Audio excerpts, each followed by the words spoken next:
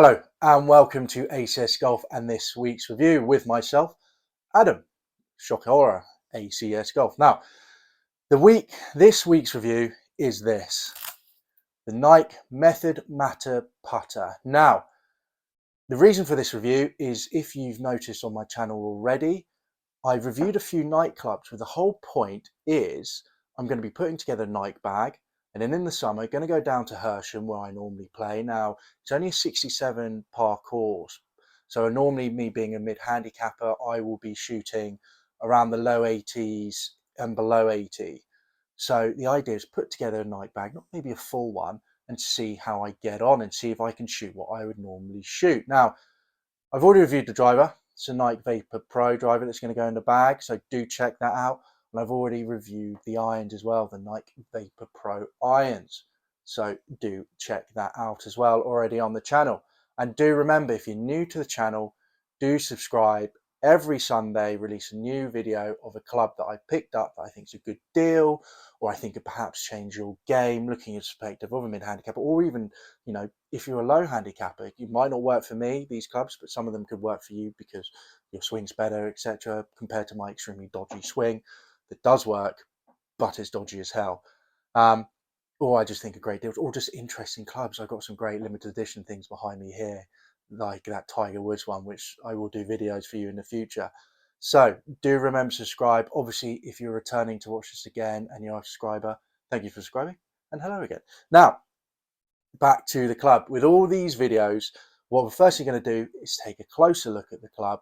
Then we'll talk about all the technology, get down to for this case, the putting range rather than out to the driving range, test out on that, and then I'll go into the ACS golf scale and tell you what I think about it and if it's worth picking up yourselves or maybe it should be avoided.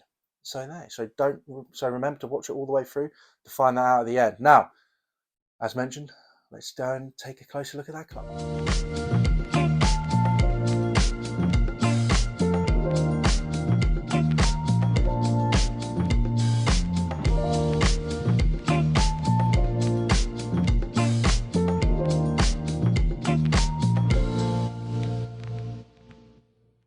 So there you go, a closer look at the club. Now I really do like the look of it. I mean, I love the black and red there on the front. I like the black and then the white alignment aid. I'm not too sure about that. I don't really know what that is, a bit of camo, but generally a really good classic looking blade. Beautiful. Now, let's get straight into the technology. So firstly, we got the RZN insert here. Now, they actually used the same sort of material for this for their golf balls at the time, which were called RZN as well. And the idea is to increase the power on it. So you could be a bit more finesse and still get the distance rather than having to have a big arc and really go for the ball, say you're further away.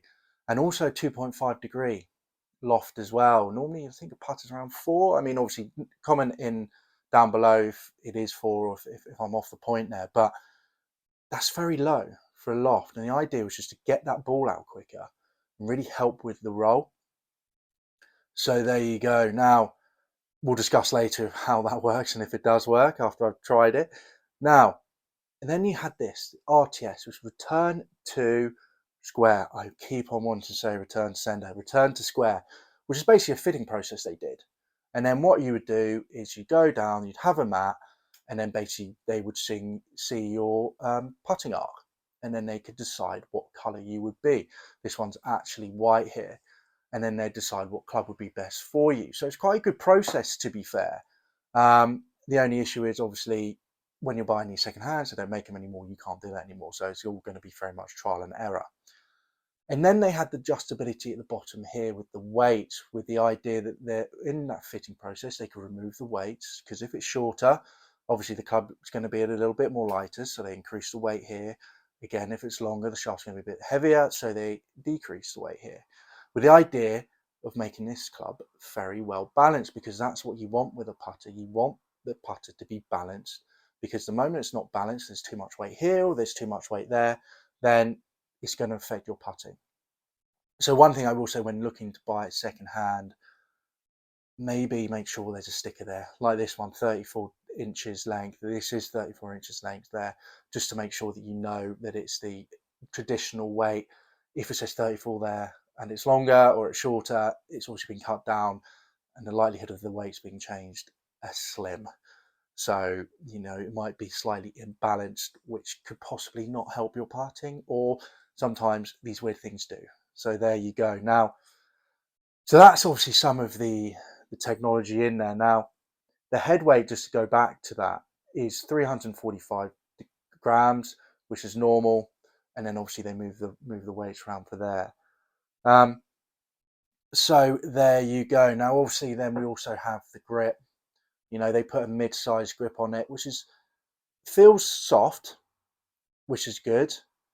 Looks nice, don't get me wrong, but it just feels, well, we'll get into the feel of it later, but they specifically put a mid-size grip on there with the idea of aiding in keeping it balanced. And one thing I'll say before I even get to the video of me down at Silvermere is I was really impressed by the balance of this putter. I thought it was really, really good. So there you go. So there's the technology in the putter.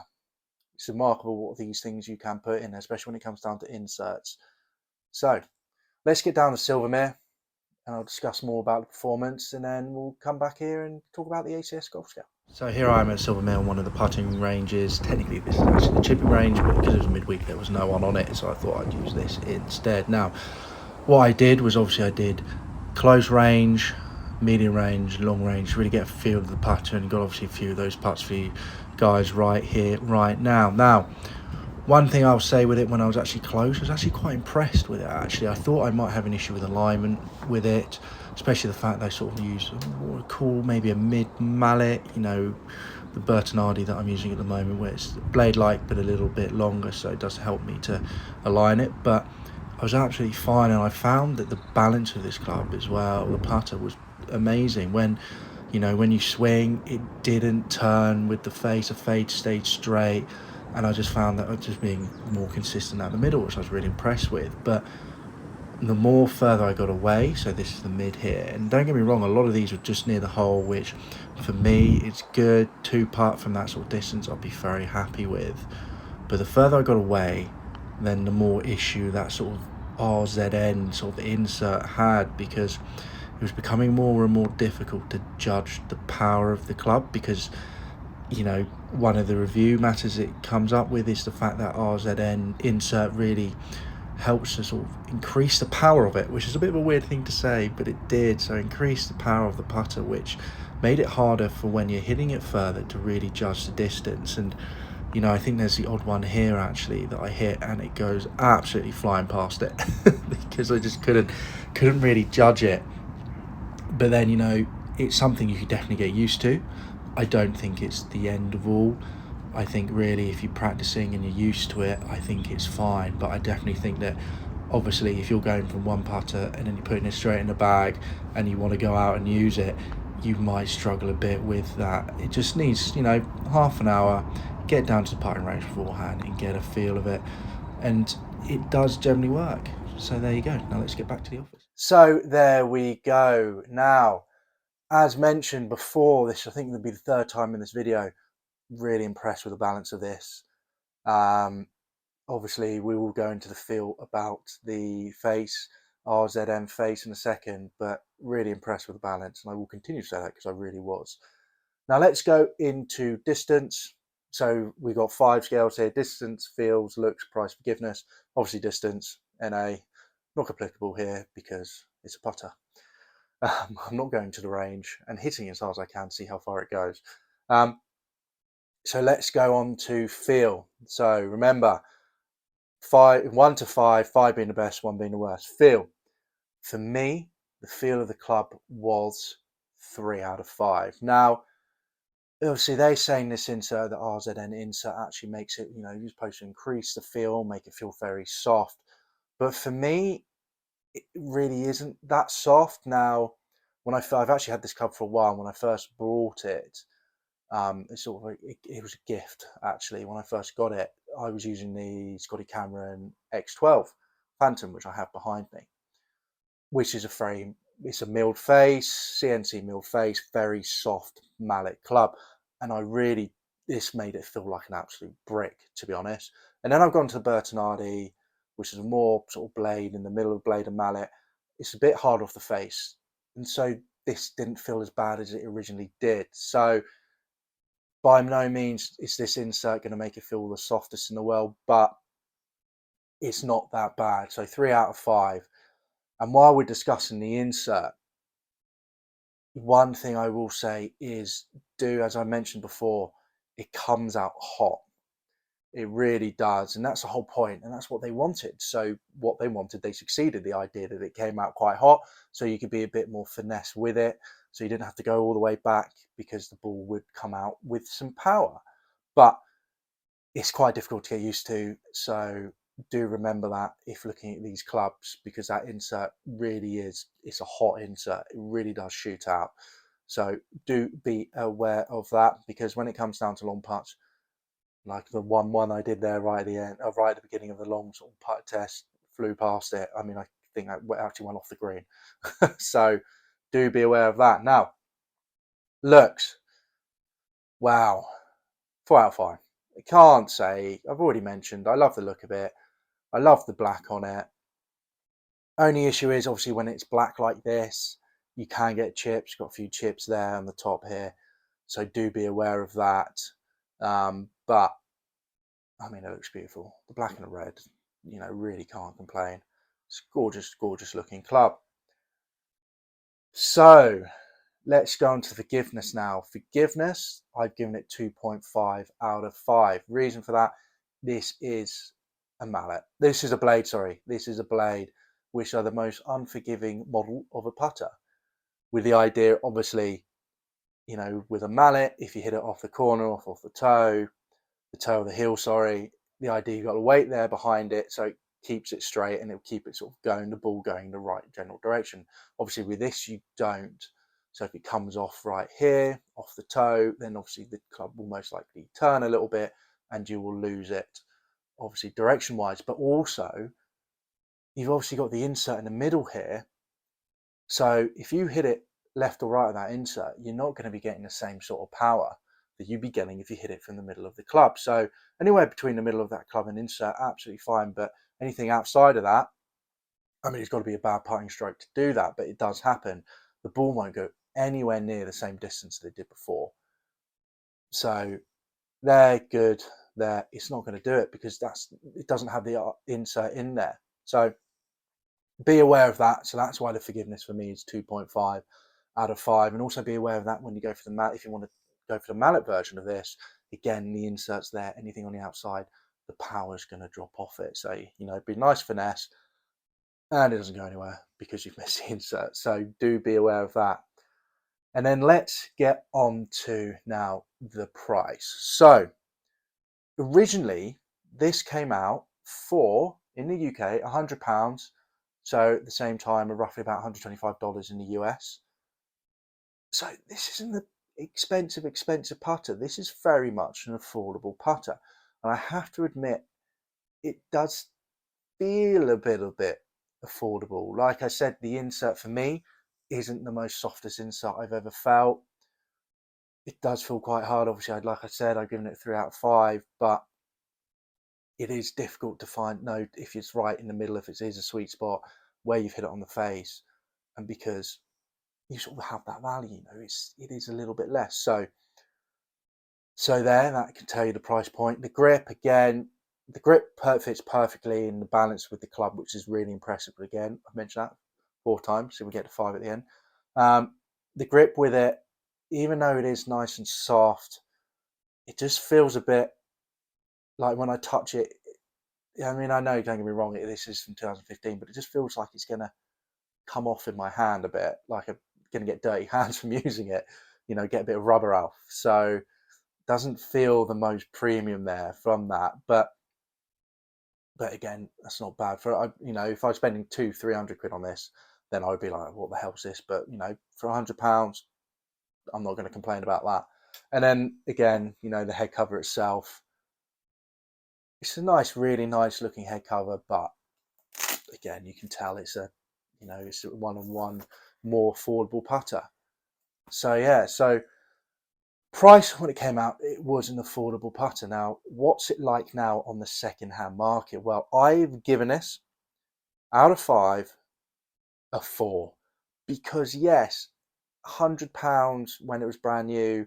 All right, we've now gone to 2023, so quick maths, 8 years on, and yes, it hasn't dropped that much. I mean, if you're on eBay at the moment, I've seen ones go for £41. That's $52 in the US. £55 in good, really good condition. So $68.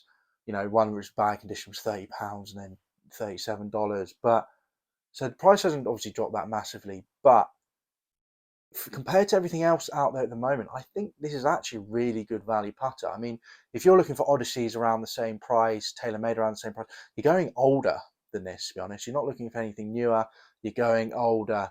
You know, if you go to a second-hand shop, I found one for just under £70, which is $86. And again, you're going older Odyssey, you're going older TaylorMade, older Pings to really match these prices of this club. So 4 out of 5 because I think for the price of it, I think it's actually really quite good. As long as you get used to that insert, will take some getting used to. You know, the looks of it, you know, the feel's decent enough, the balance of it, there we go, 5 times. It's a good performing putter. So for me, I definitely think it's worth it. 4 out of 5, 100% on the second-hand market. I mean, the only other things I can think of that you might want to try instead is maybe, you know, Cleveland Huntington Beach putter, which in 2021, which you can sort of get for the same price. But again, it's just very good. So overall, my review of the Nike putter, Nike Matter putter, I'm impressed with the value of it.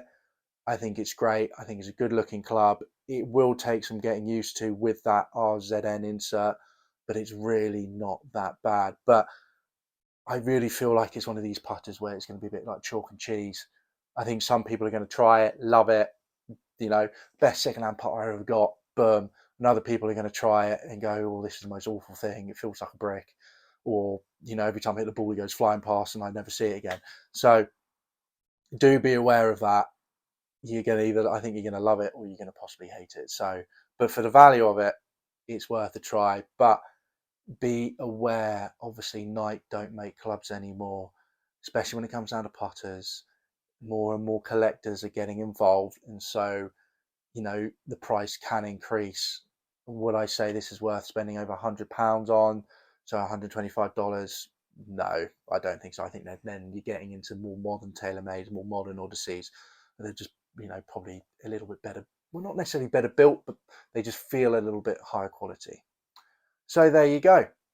So there's my review of the Nike Method Matter putter. I'm never going to get that right. B1-07 from 2015.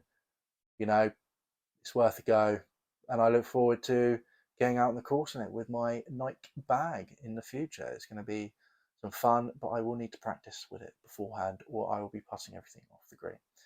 So there you go. Again, do remember to subscribe to the channel so you don't miss any new reviews that are coming up. Hit the like button if you like this video, and don't forget to comment down below if you play with a current Nike putter, or anything Nike. We've had a few comments before, people saying they hate Nike, which I can understand, and then some people saying they love the irons, etc. So do tell me down below what you think of Nike as a brand, and honest, would you like them to come back? There's a little bit of me, to be honest. I would really enjoy that. Anyway, thank you for watching, and I'll see you guys next week. Bye bye.